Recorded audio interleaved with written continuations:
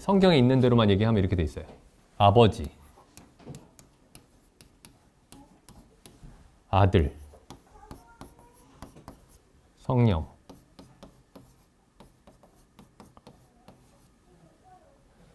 근데 이제 이걸 이렇게 이제 그래서 이제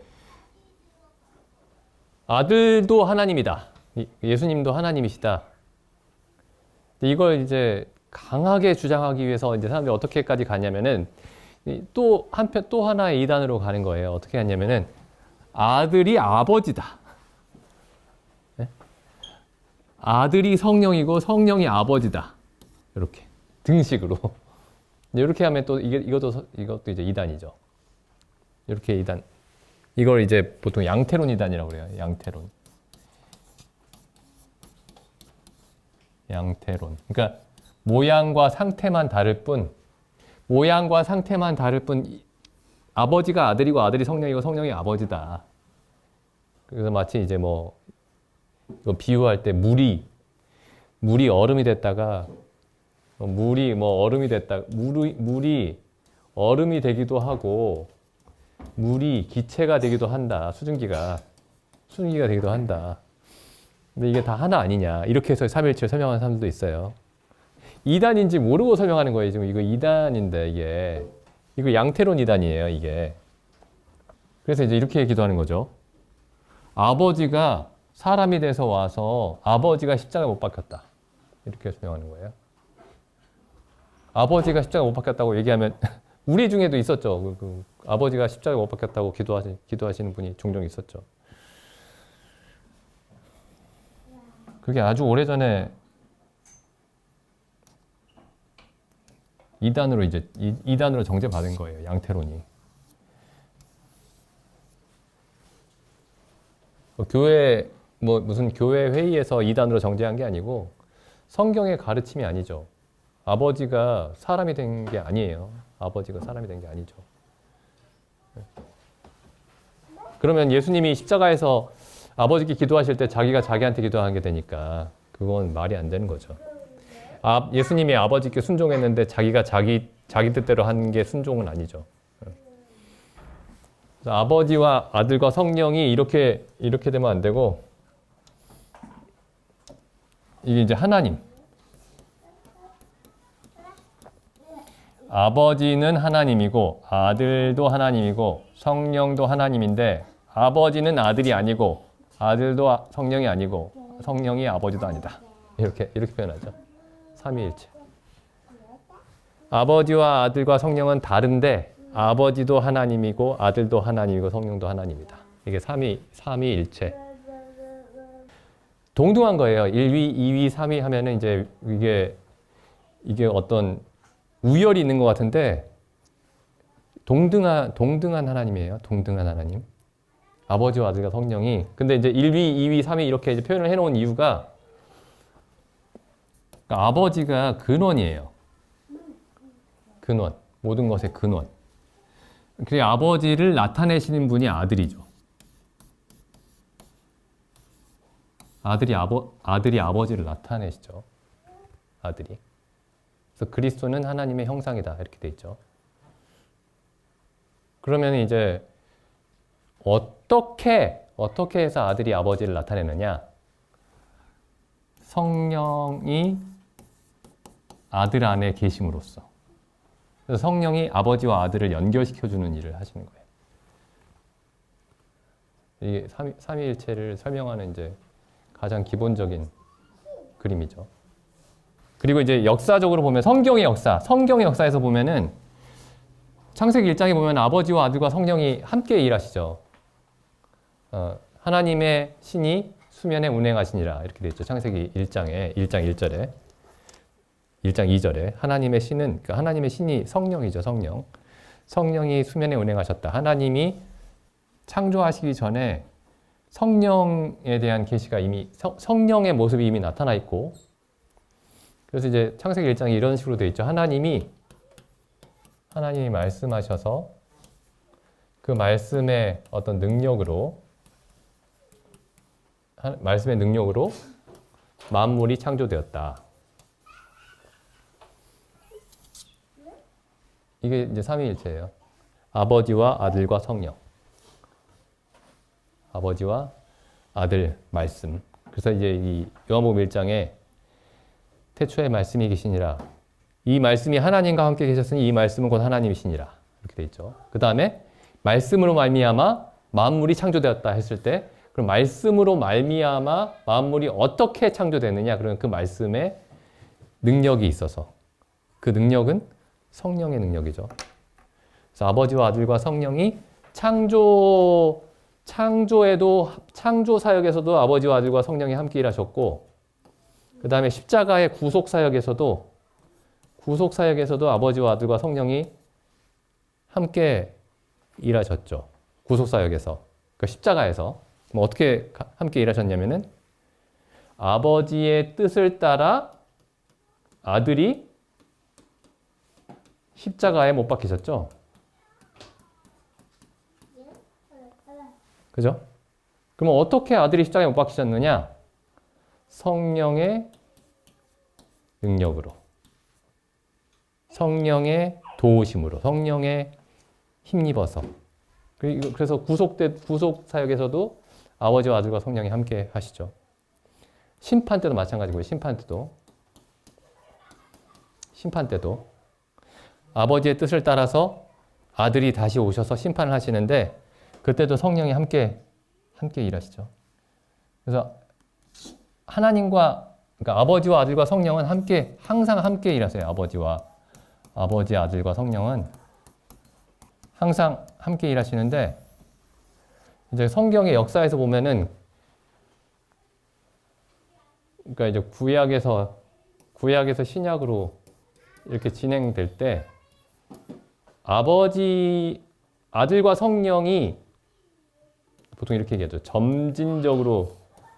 점진적 계시.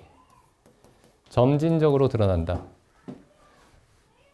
그래서 항상 아버지와 아들과 성령은 함께 계시지만은 구약 시대에는 아버지의 역할이 두드러지게 나타나고 그 다음에 사복음서에 이르러서 아들이 태어나시죠. 아들이 예수 그리스도의 아들이 사람에 대해서 오셔서 이제 드러내시죠. 모습을 온전하게 드러내시죠. 그리고 성령도 항상 구약 시대나 언제나 항상 일하셨지만은 이제 이 예수님이 그러니까 아들이 승천하시고 나서 보혜사 성령을 보내시겠다 이렇게 말씀하시죠. 그래서 성령이 마지막에 온전히 드러나죠. 그래서 1위, 2위, 3위 이런 말이 있는 건데 이제 그 말을 잘못 이해하면 이제 그러니까 이거 도식적으로 이해하면은 그러니까 구약 시대는 아버지만 일하시고 뭐 사복음서에서는 아들만 일하고 그 다음에 사도행전 이후에는 성령이 일한다 이렇게 뭐 도식으로 얘기하면 이렇게 얘기할 수 있어요. 도식적으로. 근데 아버지만 일하신 게 아니고 아버지와 아들과 성령이 이 세 시대에 항상 같이 일하시는데 구약 시대에는 아들과 성령이 상대적으로 좀 덜 드러나 있고 그 다음에 이 사복음서에서는 성령의 역할이 아들보다 덜 드러나 있고 그 다음에 성령의 역할이 이제 아들이 승천하시고 오순절 이후에 성령이 모든 사람에게 모든 성도들에게 거듭난 사람들에게 임하시면서 성령의 역할이 이제 가장 전면에 드러나는 거죠. 그래서 1위, 2위, 3위 그러니까 아버지와 아들과 성령은 항상 함께 일한다. 이게 이제 제일 중요한 부분이에요. 예. 아들이 한 일을 보고 아버지의 영광을 영화롭게 하는 예. 그런 거죠. 예. 아들이 모든 것을 다 예. 나타낸다고 볼 수가 있는 거죠. 예. 아들이 일을 해서 아버지께 영광을 돌리는 거죠. 아들이 아버지께 영광을 돌리는데 아들이 일을 하는 거예요. 아들이 일을 해서 아버지께 영광을 돌리는 거죠. 근데 아들이 어떻게 일을 하느냐? 아들이 아버지의 일을 해야 되죠. 그럼 아버지의 일은 어떻게 하느냐? 아버지의 영이 아들 안에 있어서 성령이죠, 성령. 성령이 아버지의 영이 아들 안에서 일하시는 거죠. 그래서 아버지께서 내 안에 계셔 그의 일을 하시는 것이라.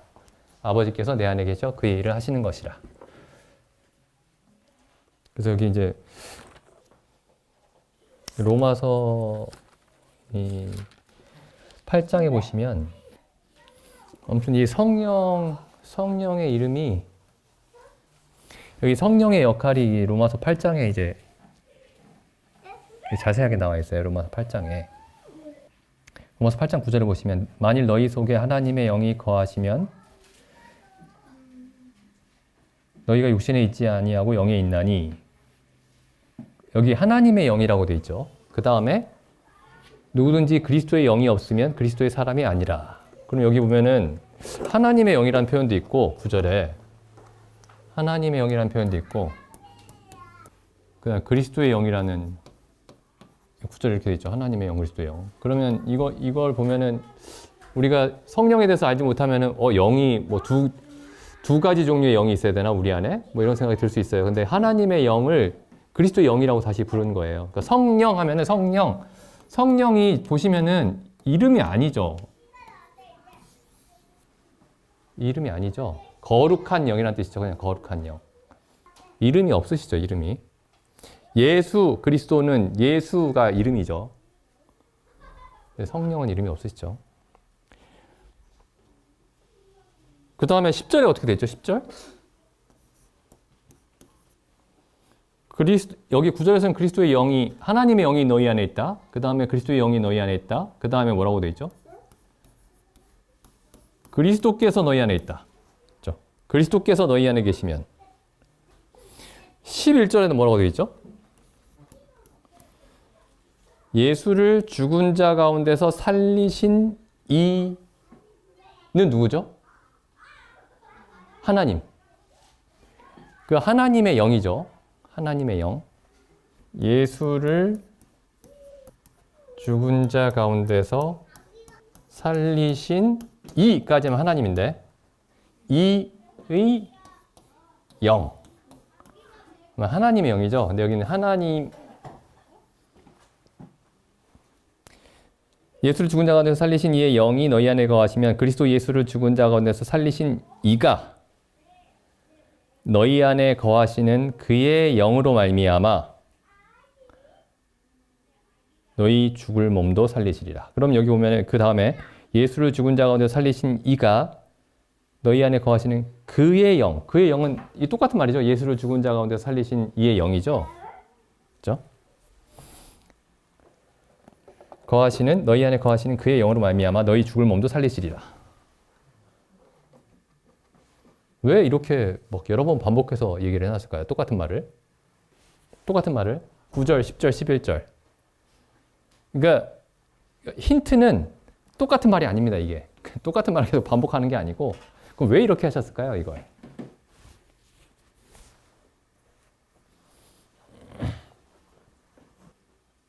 그러니까 하나님의 영 하면은 이게 그 범위가 굉장히 넓은 말이에요. 하나님의 영 하면은.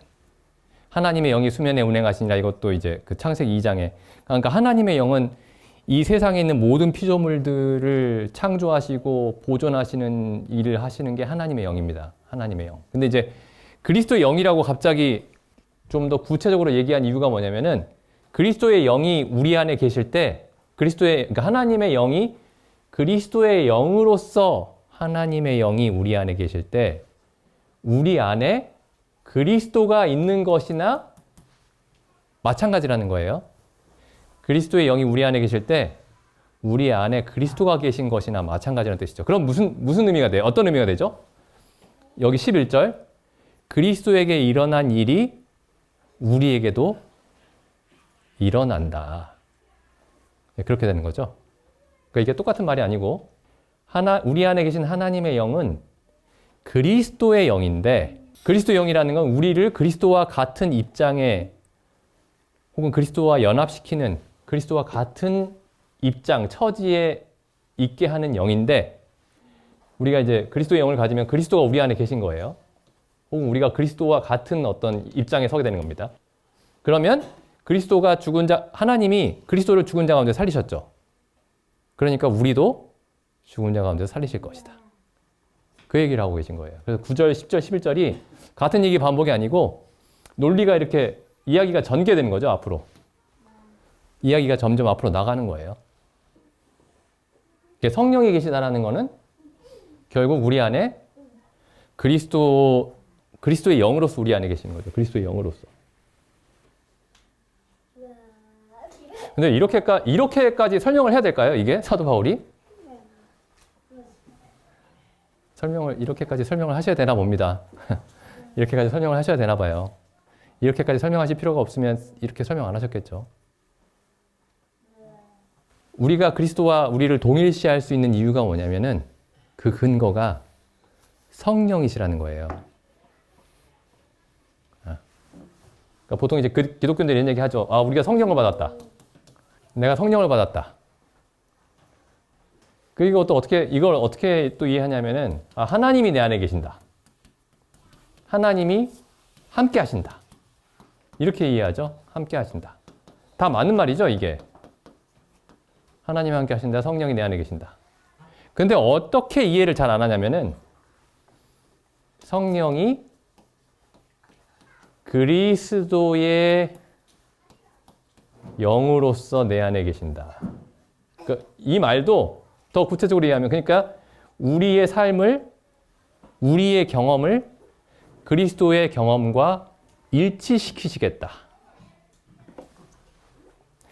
이제 여기 약간 여기 끊어가지고 읽어보면은 여기만 성령이 내 안에 계시고 하나님이 항상 함께 하신다. 그러면 이제 마음도 뭔가 편안해지고 뭐 기분도 좋고 좀 안정감도 생기고 그래요. 근데 갑자기 이 얘기를 좀 더 구체적으로 이렇게 얘기를 하잖아요. 그러면은 이거 나를 그리스도처럼 대하시겠다는 뜻이네. 네, 여기까지는 좀 편안한데 갑자기 엄청 불편해집니다, 이게. 그리스도가 걸으신 길을 걷게 하겠다. 그런 뜻이죠. 누구에게? 사도 바울에게가 아니고 모든 그리스도인에게. 모든 그리스도인에게. 물론 예수님처럼 다 어떤 물리적으로 신체적으로 십자가에 못 박히고 뭐 그런 일은 없겠지만 어떤 형태로든 어떠한 형태로든 예수 그리스도가 경험한 그 경험을 통과하게 하시겠다. 이게 그리스도의 영이라는 뜻이에요.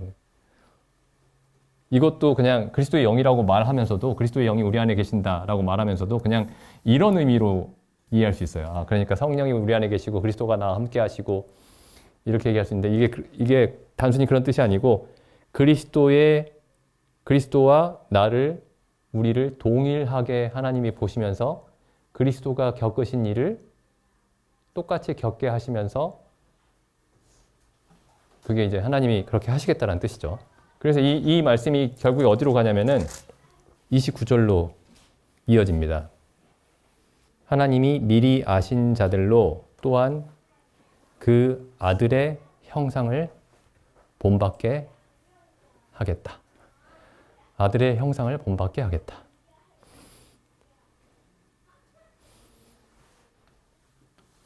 제가 얼마 전에 그 유튜브에 보니까 그 R.C. 스프롤 제가 말씀드렸죠. R.C. 스프롤이라는 그 미국의 목사님. 굉장히 유쾌하고 유머 감각이 있는 그 설교자입니다. 미국에. 동영상 한번 찾아보시면 재밌는 게 많이 있을 거예요. 막 가끔씩 옆에다가 이렇게 와인도 두시고 막 설교하시는데 나중에는 그거 뭔가요? 그 호흡 보조인가요? 그거? 그것도 이렇게 하고 나와서 마지막까지 성경 가르치시다가 돌아가셨는데 이분이 이런 얘기를 하는 거예요.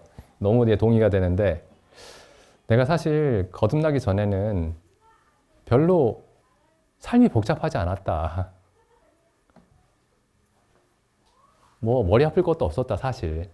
그게 완전히 행복했다는 뜻은 아니지만 나름대로의 어떤 고민은 있었겠지만 그렇게 복잡하지 않았다. 머리가 복잡하지 않았다. 마음도 복잡하지 않았는데 진짜 복잡한 일이 언제 생겼냐?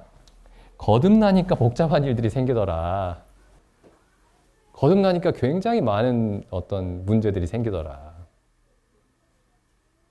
아니 문제가 있어서 문제를 해결하려고 예수님을 믿는데 사람들이 이분이 하는 얘기가 그냥 안 믿었으면 그냥 세상 흘러가듯이 그냥 살면 되는데 갑자기 예수님을 알고 나니까 문제가 안 되던 것들이 다 문제로 다가온다. 그 말이 사실 맞는 말이죠. 그 말이 맞는 말입니다. 여기 있네요. 제가 앞에 그 가운데 빼먹었지만 여기 보면은 아까 8장에 그 하나님의 영, 그러니까 하나님의 영이 우리 안에 계시고 하나님의 영이 우리 안에 계시고 하나님의 영은 그리스도의 영으로서 우리 안에 계시는데 그리스도의 영이 우리 안에 계시면 그리스도가 우리 안에 계신 것이나 마찬가지고 그러면 우리가 하나님이 우리를 나를 그리스도와 동일시하시겠다. 동일시하시겠다. 보통 이제 이걸 연합이라고 하죠. 연합. 그리스도와 내가 연합된다. 그래서 이렇게 돼 있어요. 그 결과 중에 하나가 이렇게 돼 있습니다. 14절. 무릇 하나님의 영으로 인도함을 받는 그들은 곧 하나님의 아들이라. 하나님의 영으로. 그 다음에 15절. 너희는 다시 무서워하는 종의 영을 받지 아니하였고 양자의 영을 받았으므로 아바 아버지라 부르짖느니라.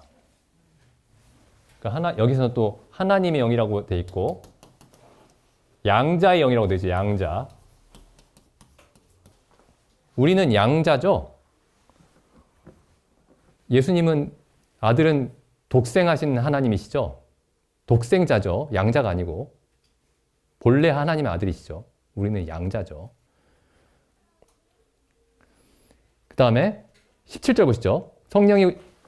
성령이 친히 우리 영으로 더불어 우리가 하나님의 자녀인 것을 증거하시나니 자녀이면 또한 후사. 자녀면 뭐라고요? 후사. 하나님의 기업을 얻을 자. 기업을 얻는 자. 후사요. 하나님의 그리스도. 근데 그 다음에 나오는 게 그리스도와 함께한 후사입니다. 왜냐하면 후사는 누구밖에 없죠, 원래? 원래 그리스도만이 하나님의 후사죠. 그리스도만이. 그러니까 후사면 그리스도와 함께한 후사니 우리가 그리스도와 함께 영광을 받기 위하여 고난도 그리스도와 함께 받아야 될 것이니라. 근데 우리가 이제 외적으로 봤을 때, 겉으로 봤을 때는 사람마다 겪는 어떤 고난의 크기가 다르지만 하나님이 어떤 방식으로든 그리스도와 함께 영광을 받게 하기 위해서 그리스도와 함께 고난을 받게 하겠다. 그게 다른 사람들의 눈에 보이는 형태든 혹은 하나님에게만 보이고 다른 사람들 눈에는 보이지 않는 형태든 간에 반드시 그렇게 하시겠다.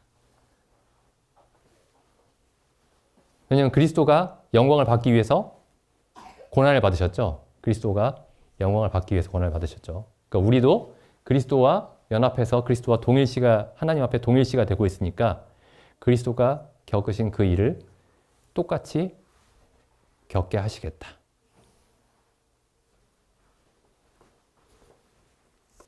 다시 그 로마서 5장에 보시면 이게 로마서 5장 2절에서 처음 나왔던 얘기죠. 로마서 5장 2절. 또한 그로 말미암아 우리가 그리스도로 말미암아 또한 그리스도로 말미암아 우리가 믿음으로 있는 이 은혜에 들어감을 얻었으며 하나님의 영광을 바라고 즐거워하느니라. 그러니까 하나님의 영광을 소망하며 즐거워한다. 근데 하나님의 영광의 소망이 뭐냐면 후사의 소망이죠. 후사가 되는 소망이에요. 하나님의 후사가 되는 소망.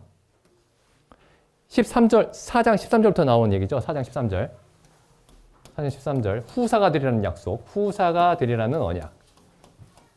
그러니까 하나님의 후사죠. 하나님의 후사. 하나님의 후사. 하나님의 영광을 소망하고 즐거워하느니라.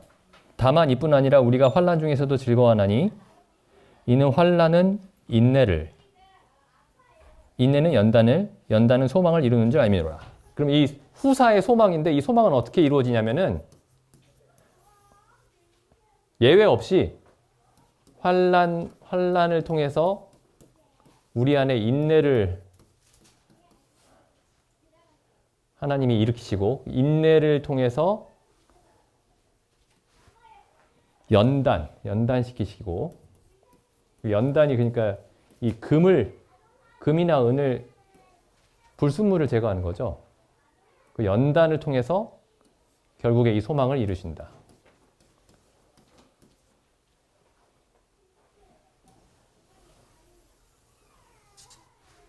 그러니까 이게 구원받았다라는 이 구원이라는 패키지 있죠. 패키지 안에 이게 포함되어 있는 내용입니다. 패키지 안에. 뭐 우리는 이 구원이라는 이 선물 꾸러미에서 이건 좀 빼고 이렇게 갔으면 좋겠는데 구원이라는 패키지 안에 들어있어요. 뭐 저도 이거 없으면 좋겠습니다. 저도 이거 없으면 좋겠는데 있어요. 이거 들어있습니다. 이거 빼고 주세요 하면 안 돼요. 이거 하나님 이거 빼고 주십시오. 하나님도 못 빼요. 하나님도. 그래서 이게 지금 이 얘기가 아까 우리가 8장 17절에 읽었던 말씀인 겁니다. 8장 17절에. 그와 함께 후사가 되기 위하여 이 영광의 소망을 위해서 하나님의 영광의 소망을 위해서 그와 함께 고난도 받아야 될 것이니라. 그리고 지난번에 그 야고보서 말씀도 읽었죠. 야고보서 보시면 야고보서 1장 2절 이것도 똑같은 말씀이에요. 내 형제들아 너희가 여러 가지 시험을 만나거든 온전히 기쁘게 여기라. 그 시험 자체가 즐겁다는 뜻이 아니고 시험은 슬픈 일이죠. 시험은 슬프고 힘든 일입니다. 근데 이 시험을 만나거든 온전히 기쁘게 여기라고 하신 이유가 뭐냐면 이는 너희 믿음의 시련이 인내를 만들어내는 줄 알미라. 인내를 온전히 이루라. 그러면 인내가 뭘 하죠? 연단하죠. 불순물을 제거하죠. 인내를 온전히 이루라. 이는 너희로 온전하고 구비하여 조금도 부족함이 없게 하려 함이라. 12절에 시험을 참는 자는 복이 있도다. 이것에 옳다 인정하심을 받은 후에, 그러니까 시험이죠 이게. 시험을 통과한 후에 주께서 자기를 사랑하는 자들에게 약속하신 생명의 멸관을 얻을 것임이라. 이게 후사가 되는 거죠. 후사. 그러니까 이제 이렇게 생각할 수가 있습니다. 이렇게 생각하기가 쉬운데 예를 들면 이제 우리가 이렇게 인생이 이렇게 있으면은 이때쯤 거듭나요. 그리고 이제 여기 영원한 나라에 들어갑니다. 하나님의 영광의 소망, 영광에 이르고 그 다음에 후사가 되고 그럼 여기 거듭나고 이 두 개의 사건이 있는데 그리스도가 다시 오시고 그럼 여기로 그냥 이렇게 곧바로 이렇게 이어지는 것처럼 생각할 수가 있는데 하나님이 이 기간 동안에 어떤 일을 행하시는 거예요. 그게 환난은 인내는 연단은 소망을 이룬다. 베드로 전서에서는 그리스도를 아는 지식에서 자라난다. 그러니까 시간이라는 게 되게 중요합니다. 시간. 우리는 피조물이죠. 피조물은 반드시 시간이 중요합니다.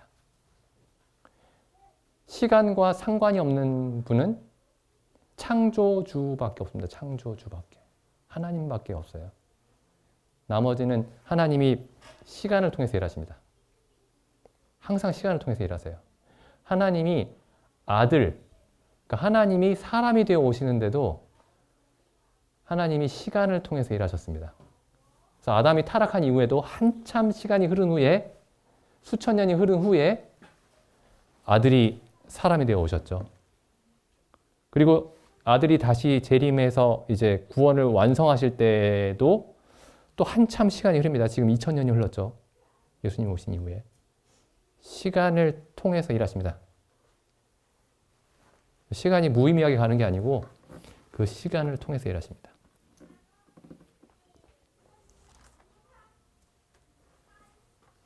그래서 저는 옛날에 이거 로마서 5장 읽을 때 뭐 어느 종교에서나 사람의 삶에는 이제 고난이 있고 어려움이 있으니까 고난을 잘 참아라. 그런 얘기인 줄 알았어요, 이게. 하나님의 위로하심을 받고 고난을 잘 참아라. 고난은 피할 수 없는 거니까 고난을 잘 참아라. 그런 얘기인 줄 알았는데 이게 반드시 필요한 겁니다.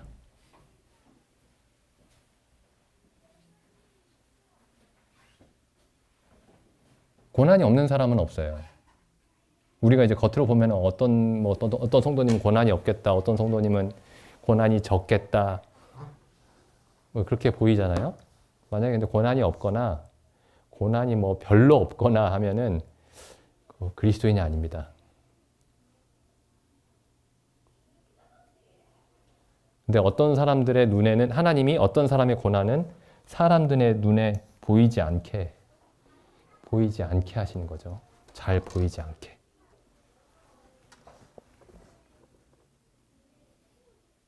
보이지 않으면 더 힘들 수 있죠. 보이면은 그래도 옆에서 이제 위로라도 해주는데 보이지 않으면 저 사람은 좋겠다, 힘든 일도 없고 이렇게 하는 거죠.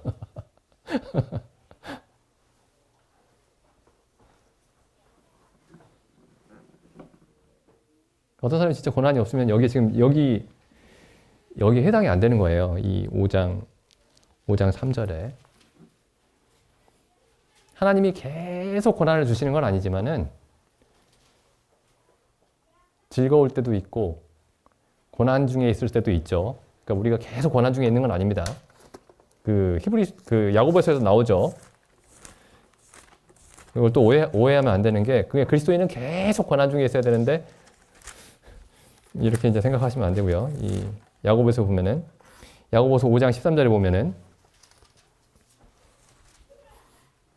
너희 중에 고난 당하는 자가 있느냐? 저는 기도할 것이요. 즐거워하는 자가 있느냐? 저는 찬송할지니라. 고난을 겪을 때도 있고 하나님이 즐거움을 주실 때도 있고 그런 거죠. 근데 고난은 반드시 있는 겁니다. 계속 있는 건 아니어도. 그걸 통해서 그냥 한번 다들 고생하는데 하나님이 야, 다들 세상에 태어나면 다 고생하니까 너도 고생해라 이렇게 해서 고난을 주시는 게 아니고 고난을 통해서 온전함을 이루게 하시기 위해서 고난을 주십니다. 그리고 예수님도 고난을 당하셨다고 되어 있죠. 예수님도 히브리서에 보면 히브리서 5장 8절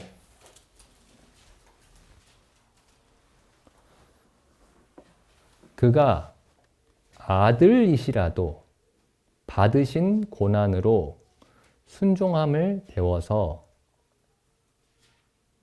온전하게 되셨다. 고난으로 온전하게 되셨다. 아까 여기 야고보서 말씀이랑 비교해 보면은 1장 4절 인내를 온전히 이루라. 이는 너희로 온전하고 구비하여 조금도 부족함이 없게 하려 함이라. 그러니까 예수님에게 있었던 고난과 지금 하나님이 하나님의 자녀들에게 주시는 고난의 목적이 같습니다. 아들도 고난을 받아서 온전하게 되셨는데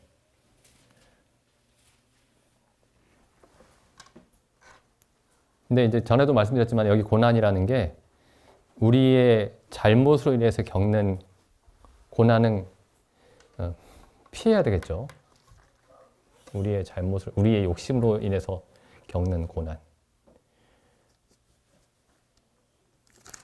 그래서 이 사도 베드로도 이렇게 얘기를 합니다. 여기 보면은 베드로전서 2장. 고난을 구별을 하고 계세요. 이 베드로, 사도 베드로가. 2장 19절. 애매하다는 게 까닭 없이죠. 까닭 없이. 아무런 까닭 없이. 합당한 이유 없이. 고난을 받아도 하나님을 생각함으로 슬픔을 참으면 이는 아름다우나. 그러니까 초대교회 성도들이 다 겪었던 고난이 이런 고난이죠. 예수를 그리스도로 믿는다는 이유만으로 고난을 당했죠.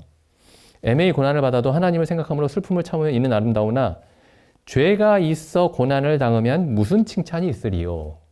그러니까 죄로 인해서 자기의 잘못으로 인해서 겪는 고난도 있습니다.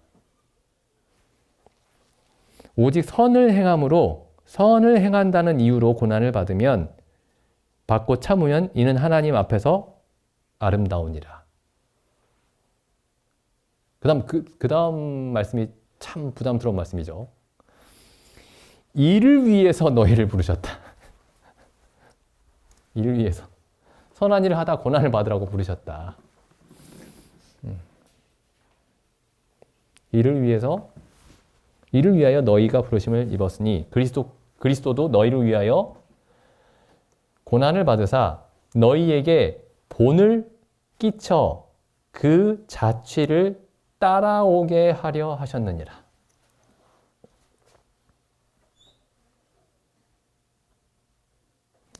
예수님 믿고 죄 용서받고 뭐 이 땅에서 좀 어려운 일 좀 참다가 하늘나라 가면 그게 복음이 아니었나요? 근데 예수님이 우리를 부르신 목적이 이를 위해서 부르셨다?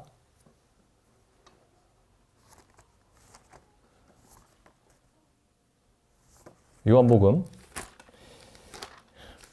15장 18절입니다.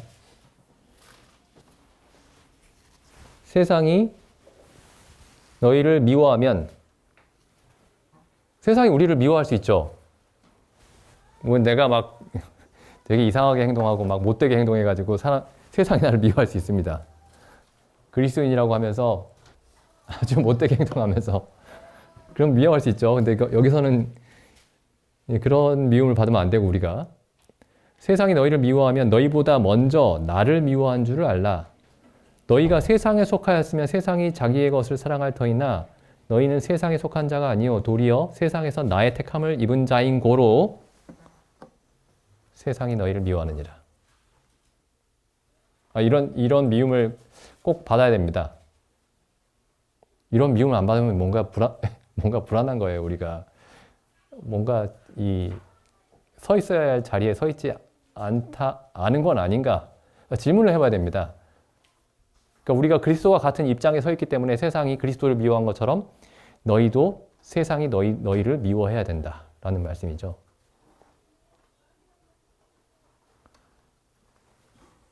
(20절) 보시죠.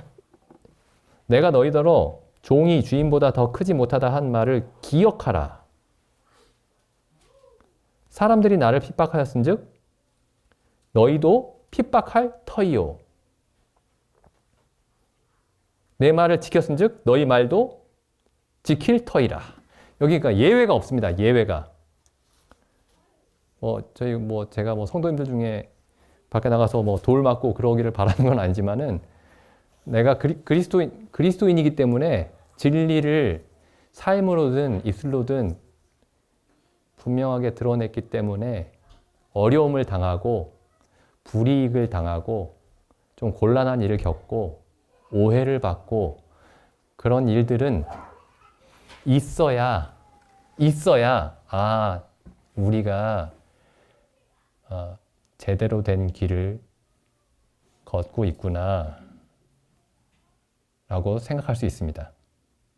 20절 내가 너희더러 종이 주인보다 더 크지 못하다 한 말을 기억하라. 주인도 세상이 미워했는데 종된 너희를 세상이 미워하지 않는다면 이상한 일이다. 이런 말씀이죠. 그러나 사람들이 내 이름을 인하여 이 모든 일을 너희에게 하리니 이는 나 보내신 이를 알지 못함이니라. 그래서 예수님이 어쨌든 이게 가장 중요한 거예요. 그 성령 얘기를 하다가 나왔는데 성령이 그리스도의 영입니다. 성령이 그리스도의 영이에요. 우리 안에서는. 이게 우리 안에서. 그리스도인 안에서. 그리스도인 안에서는 성령이 그리스도의 영이죠. 예수님 안에서는 성령은 아버지의 영입니다.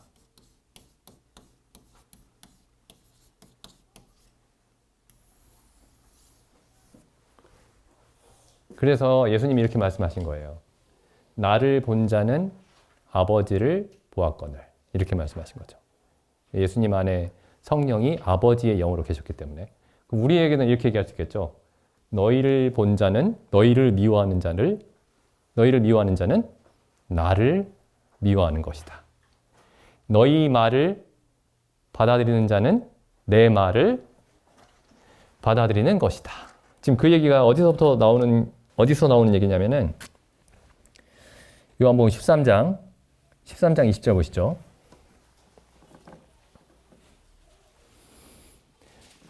내가 진실로 진실로 너희에게 이르노니 내가 보낸 자를 영접하는 자는 나를 영접하는 것이요. 왜 그럴까요? 우리 안에 그리스도의 영이 있으니까. 그래서 우리가 정말 그리스도의 영에 따라서 행한다면은 누가 나를 영접하잖아요, 우리를. 그럼 그 사람은 그리스도를 영접한 것과 같습니다. 근데 물론 우리가 그리스도의 영을 모시고 있으면서 그리스도의 영이 드러나지 않게 그리스도의 영과 전혀 상관없이 이렇게 움직인다면은 다른 얘기겠지만요. 결국에 만약에 우리가 그리스도를 드러냈는데 그래서 그 사람이 우리를 영접을 했는데 그럼 그 사람은 결국에 예수님을 믿게 돼 있습니다. 복음을. 우리를 영접함으로써. 근데 우리를 영접하지 않으면 그리스도를 영접하지 않는 것과 마찬가지가 되는 거죠. 그러니까 이게 성령이 우리 안에 계신다 라는 말의 의미입니다. 그러니까 성령이 아버지의 영으로서 예수님 안에 계실 때는 예수님을 영접하지 않으면 아버지를 영접하지 않은 것이 되고 예수님을 영접하면 아버지를 영접하는 것과 같은 일이 된 것과 같은 논리죠. 같은 논리죠.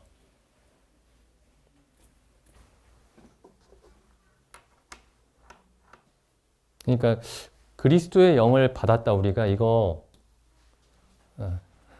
뭐 제가 이렇게 얘기하면 안 되는 말일 수도 있지만 그리스도의 영을 받았다라는 말이 그리스도의 영을 우리가 받았다 이 말이 어떤 면에서는 그렇게 아주 해피한 행복한 말은 아닐 수 있습니다.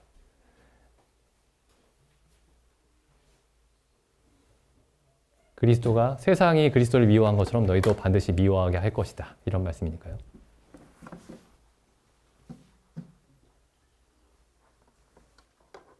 예수님이 누구에게 미움을 받으셨죠? 일단은 바리새인과 서기관들과 제사장들, 하나님을 열심히 믿노라 하는 사람들한테 미움을 받으셨죠. 그 다음 또 누구에게 오해를 받으셨죠? 가족들, 동생들, 친척들. 어떻게 했죠? 귀신 들렸다. 야, 예수가 귀신 들렸다. 야, 우리 사촌 형 예수가 귀신 들렸다더라. 빨리 끌어내라. 이랬죠?